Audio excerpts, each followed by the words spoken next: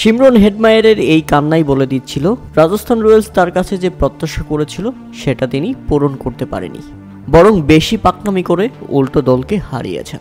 এবারের আইপিএল এর প্রথম সুপার ওভারের ম্যাচ রাজস্থান রয়্যালসকে কাঁদিয়ে দিল্লি ক্যাপিটালসের দুর্দান্ত জয়, যা ছিল এক কথায় অসাধারণ এবং দেখার মতো একটা ম্যাচ। মূলত দিল্লি ক্যাপিটালসের জয়ের নায়ক মিচেল স্টার্ক, অস্ট্রেলিয়ান এই বিশ্বকাপ জয়ী বলার এদিন দেখিয়েছেন নিজের জাদুকরী স্পেল। শেষ 14 বলে যখন প্রয়োজন ছিল 28 রান, এমন সময় সেট ব্যাটসম্যান নীতিশ রানাকে ফিরিয়ে দিয়ে ম্যাচের মুডটাই ঘুরিয়ে দেন মিচেল স্টার্ক। 28 বলে 51 রান করে ফিরে যান নীতিশ রানা। এরপর উইকেটে টিকে থাকলেও সুবিধা করতে পারেনি শিমরন হেটমায়ার এবং ধ্রুব জুরেলের মতো ব্যাটসম্যানরা। শেষ 12 বলে প্রয়োজন ছিল 23 রান এবং শেষ 6 বলে প্রয়োজন ছিল 9 রান।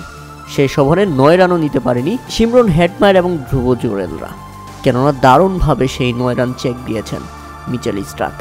শেষ 2 বলে প্রয়োজন ছিল 3 রান এবং শেষ 1 বলে প্রয়োজন ছিল 2 রান, আর সেখানে রান আউট হতে হয়েছে ধ্রুব জুরেলকে। তাই তো দিল্লি ক্যাপিটালস 188 এবং রাজস্থান রয়্যালস 188 ম্যাচ করালো সুপার ওভারে। আর সুপার ওভারে ব্যাটিং আসলেন শিমরন হেটমায়ারের সঙ্গে রায়ান পরাগ, আর সেখানেও সুবিধা করতে পারেনি শিমরন হেটমায়ার। একটা বাউন্ডারি আসে, কিন্তু দুইটা রান আউটেই মাত্র 11 রানেই থেমে যায় রাজস্থান রয়্যালসের সুপার ওভারের ইনিংস। অর্থাৎ 12 রানের জবাবে ব্যাটিং করতে নামবে কেএল রাহুলের দল। সুপার ওভারেও দারুণ বোলিং করেন মিচেল স্টার্ক, আর 12 রানের জবাবে ব্যাটিং করতে নেমে ট্রিস্টান ট্রাভসকে সঙ্গে নিয়ে কেএল রাহুল দারুণভাবে ফিনিশ করলেন।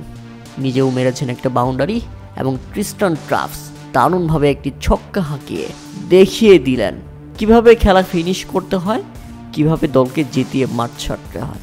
আর 2 বল হাতে রেখেই সুপার ওভার শেষ করেছে দিল্লি ক্যাপিটালস। জয়ের একদম দ্বার প্রান্তে ছিল রাজস্থান রয়্যালস।